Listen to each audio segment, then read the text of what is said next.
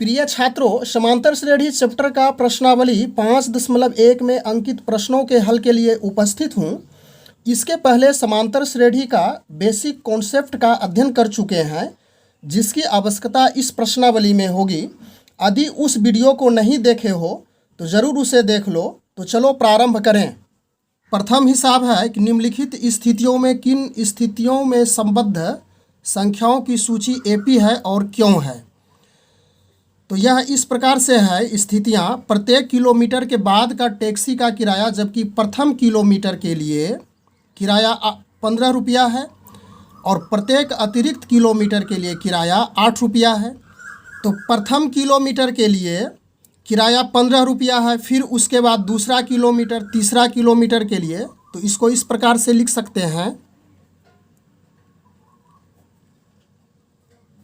प्रथम किलोमीटर, दूसरा किलोमीटर,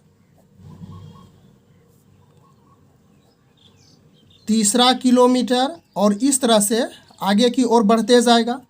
तो प्रथम किलोमीटर के लिए किराया 15 रुपया है।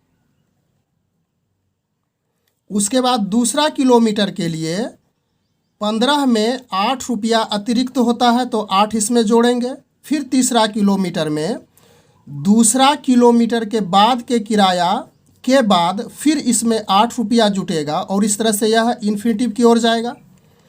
तो इसको स्पष्ट रूप से इस प्रकार लिखेंगे 15, 15 8, 8 5 13, 23।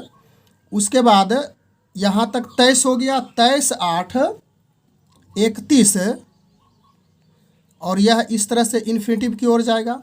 अब 15 और 23 में 8 का डिफरेंस है, फिर 23 और 31 में 8 का डिफरेंस है, अर्थात सार्व अंतर बराबर 8 है, जो प्रत्येक पद में समान है।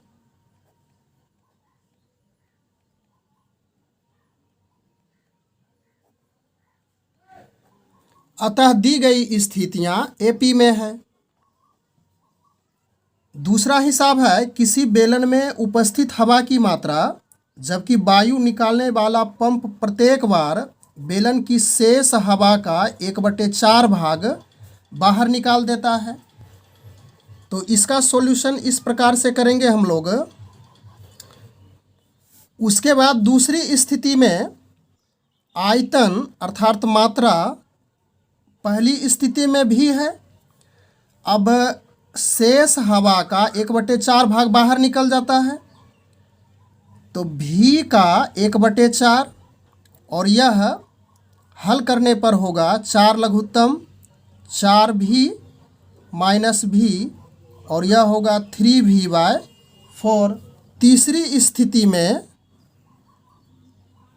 मात्रा बराबर, अब शेष हवा इतना इकाई है तो 3v-4 माइनस करेंगे शेष हवा का 3v/4 का 1/4 है, तो यह होगा 3v/4। इसको कॉमन निकाल लेते हैं, तो यहाँ पे कुछ नहीं तो 1 बच गया और यहाँ पर कितना बचेगा, 1/4 बचेगा। 3v/4 और इसका हल करने के बाद 4 में से 1 गया यानी 3/4 और यह प्राप्त होता है 3 तिया 9 v/4 चौक 16 यूनिट। उसके बाद चौथी स्थिति में मात्रा बराबर, अब शेष इतने बची हुई है तो 9v/16 माइनस शेष का 1/4।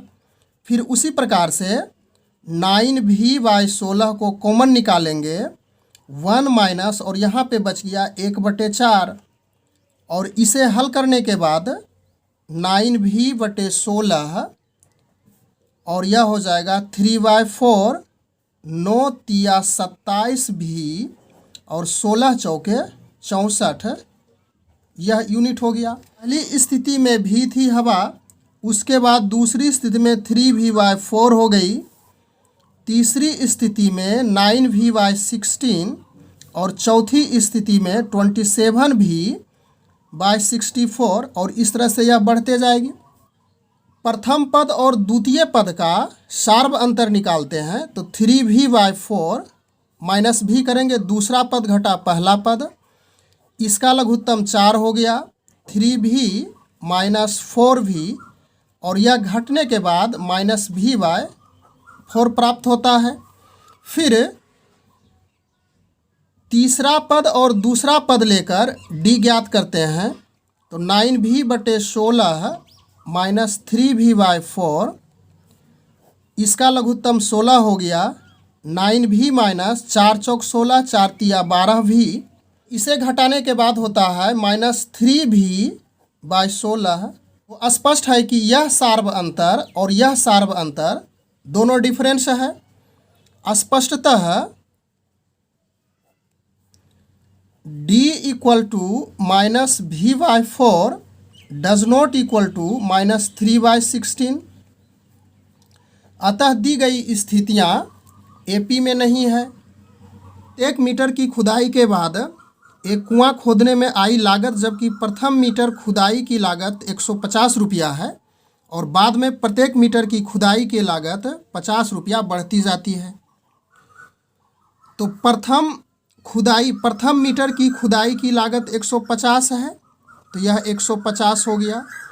उसके बाद दूसरा मीटर की खुदाई के बाद 150 में 50 रुपया जुट जाएगा। फिर तीसरा में 150 प्लस 50 और इसमें फिर 50 रुपया जुट जाएगा और यह इस प्रकार से बढ़ते जाएगा। 150 और 50 जोड़ेंगे तो यह 200 होगा। फिर यह यहाँ तक 200 और 50, फिर 250 हो गया और इस तरह से यह बढ़ते जाएगा। तो अब प्रथम पद और द्वितीय पद लेकर d ज्ञात करते हैं। तो 200 में से 150 घटाने के बाद यह 50 प्राप्त होता है। फिर तीसरा पद और दूसरा पद लेकर के d ज्ञात करेंगे, तो यह प्राप्त हो गया फिर 50। स्पष्ट है कि प्रत्येक स्थिति में कॉमन डिफरेंस बराबर आता है। अतः दी गई स्थितियाँ AP में है। 10,000 रुपया मूलधन दिया हुआ है, 8% दर है और समय प्रत्येक वर्ष के लिए निकालेंगे, तो समय बराबर 1 वर्ष। अंक गणित में मिश्रधन निकालने का एक फॉर्मूला है, जिसमें मिश्रधन बराबर मूलधन इंटू 1 प्लस दर बाय 100 और इस पे पावर वर्ष रहता है। तो इस आधार पे प्रथम वर्ष के लिए यदि निकालते हैं तो मिश्रधन बराबर मूलधन 10,000 रुपया है, 1 प्लस दर है 8% और समय यहाँ पे 1 रखना है, तो यह हो गया 10,000 1 प्लस 8/100 रुपया। दूसरे वर्ष के लिए मिश्रधन बराबर 10,000 1 प्लस 8/100 और समय में 2 देना है, तो यह इस प्रकार से प्राप्त होगा। फिर यदि इसका तीसरे वर्ष के लिए निकाला जाए तो मिश्रधन बराबर फिर मूलधन हो जाएगा 1 प्लस 8/100 और यहाँ पे समय 3 होगा। इस प्रकार से प्राप्त श्रेणी प्रथम वर्ष के लिए, दूसरे वर्ष के लिए और तीसरे वर्ष के लिए इस प्रकार से हो गया। स्पष्टतः यदि इस श्रेणी के प्रथम पद और दूसरे पद में कॉमन डिफरेंस निकालेंगे तो इसका कुछ जो प्राप्त होगा, फिर उसके बाद दूसरा पद और तीसरा पद का यदि कॉमन डिफरेंस निकालेंगे तो दोनों में अंतर होगा और कभी भी समान नहीं होगा। अतः हम कह सकते हैं कि दी गई स्थितियाँ AP में नहीं है। उसके बाद दूसरा प्रॉब्लम है, AP के प्रथम 4 पद लिखना है, जिसमें A और D दिया हुआ, अर्थात प्रथम पद 10 है और सार्व अंतर 10 है। तो यदि हम इसका प्रथम पद निकालें तो प्रथम पद A होता है और A का वैल्यू 10 है। दूसरा पद के लिए सूत्र होता है A प्लस D, तो A 10 है और D भी 10 है, तो यह 20 प्राप्त हो गया। फिर तीसरा पद a+2d होगा सूत्र की सहायता से। a 10 है, 2 गुना 10, 10 दूनी 20, 10 30 हो गया। और चौथा पद a+3d, तो 10 + 3 × 10, 10 तिया 30 और +10 40। तो स्पष्ट है कि वह पद क्रमशः 10, 20, 30 और 40 होगा, जो कि आंसर है। इसके बाद इसका दूसरा प्रॉब्लम इस प्रकार से है। a बराबर -2 है और d 0 है। तो इसी प्रकार से प्रथम पद a होता है और a है -2। फिर दूसरा पद a+d है, तो -2 + 0 और यह हो गया -2। फिर तीसरा पद a+2d है, तो -2 + 2 गुना 0, तो -2 + 2 गुना 0 0 और यह होगा -2। चौथा पद a+3d होता है। a हो गया -2, 3 और d का वैल्यू है 0, तो यहाँ पे 0 रखेंगे, तो -2 + 3 गुना 0 0 और यह हो गया -2। तो स्पष्ट है कि इसका पद क्रमशः पहला में -2, दूसरा में फिर -2, तीसरा में फिर -2 और चौथा पद में फिर -2। यही आंसर है। तीसरा नंबर का प्रॉब्लम है। a का वैल्यू 4 दिया हुआ है और d का -3 है। तो प्रथम पद a होता है और a का मान 4 है। उसके बाद दूसरा पद a+d और a का वैल्यू 4 है और प्लस d का वैल्यू -3 है, तो बराबर 4 ± -3 और यह घटने के बाद 1 प्राप्त होता है। तीसरा पद a+2d है, तो a का वैल्यू फिर रखेंगे 4 + 2 और d का वैल्यू है -3, तो हमें यह प्राप्त होगा 4 ± 2 तिया 6 और -6 में से 4 प्लस जाएगा तो -2 होगा। फिर चौथा पद a+3d होता है सूत्र से, तो a का वैल्यू फिर यहाँ से प्राप्त करेंगे 4 + 3 और d का वैल्यू यहाँ से प्राप्त करेंगे -3 और इसे हल करने के बाद +- 3 तिया 9 और -9 में से 4 घटेगा तो -5 प्राप्त होगा। तो स्पष्टतः प्रथम पद 4, दूसरा पद 1, तीसरा पद -2 और चौथा पद -5 प्राप्त होता है। इसका चौथा प्रॉब्लम इस प्रकार से है। a बराबर -1 है और d का वैल्यू 1/2 है, तो इसका भी 4 पद लिखना है। तो प्रथम पद सूत्र से a होता है और a का वैल्यू -1 है। दूसरा पद सूत्र है a+d, a का मान -1 है, d का 1/2 है और इसे हल करने के बाद -1/2 प्राप्त होगा। तीसरा पद a+2d है सूत्र की सहायता से। a का वैल्यू है -1 + 2 और d का मान है 1/2, 2 2 कैंसिल, तो यह हो गया -1 + 1 अर्थात 0 प्राप्त हो गया। चौथा पद a+3d, a का वैल्यू है -1, 3 गुना d का वैल्यू है 1/2, तो यह प्राप्त हो गया -1 + 3/2 और लघुत्तम 2 -2 + 3, 3 में से 2 घटेगा तो यह हो गया 1/2। तो स्पष्ट है 4 पद क्रमशः -1, -½ शून्य और 1/2। यह आंसर प्राप्त हो गया। 5वां नंबर प्रश्न है, ए का वैल्यू दिया हुआ है -1.25 और डी का वैल्यू है -0.25।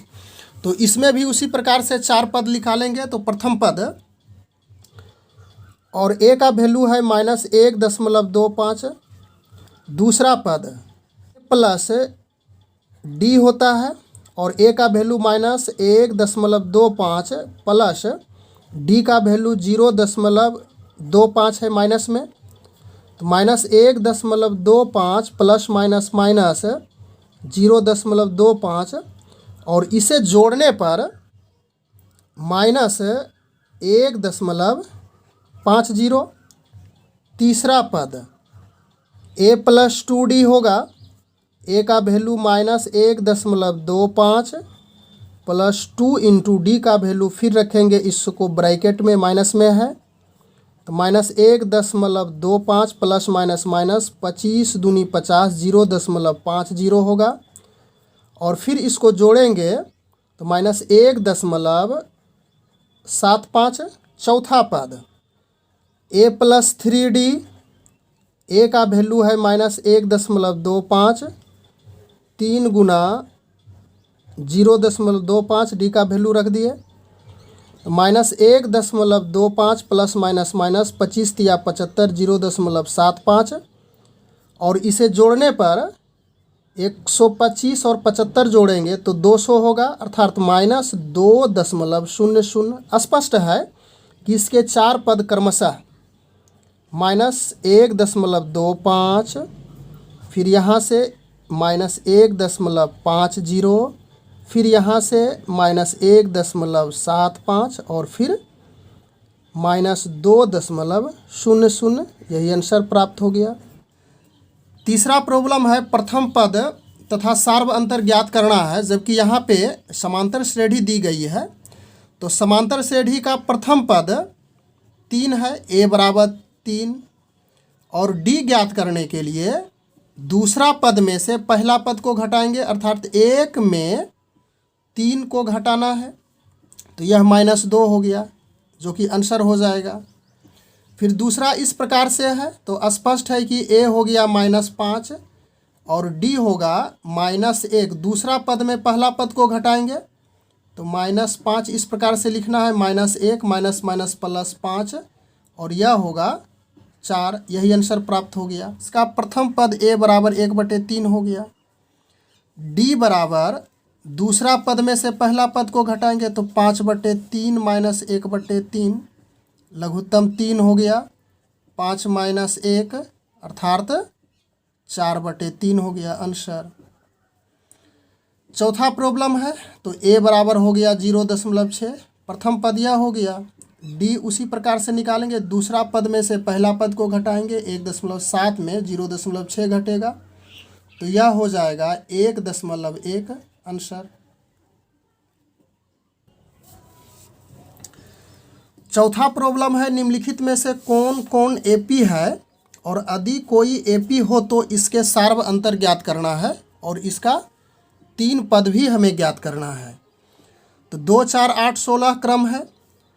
तो इसमें से 2 और 4 में 2 का डिफरेंस है, फिर 4 और 8 में 4 का डिफरेंस है और 8 और 16 में 8 का डिफरेंस है। तो सार्व अंतर समान नहीं है, अतः दी गई श्रेणी समांतर श्रेणी नहीं है।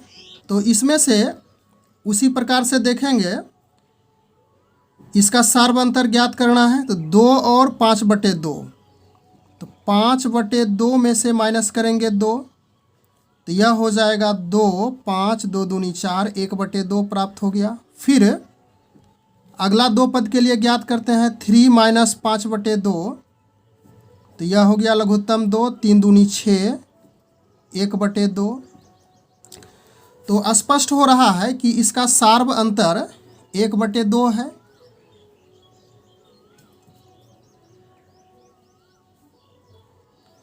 तो इसमें 3 पद और आगे लिखना है, तो 7/2 तक प्राप्त है।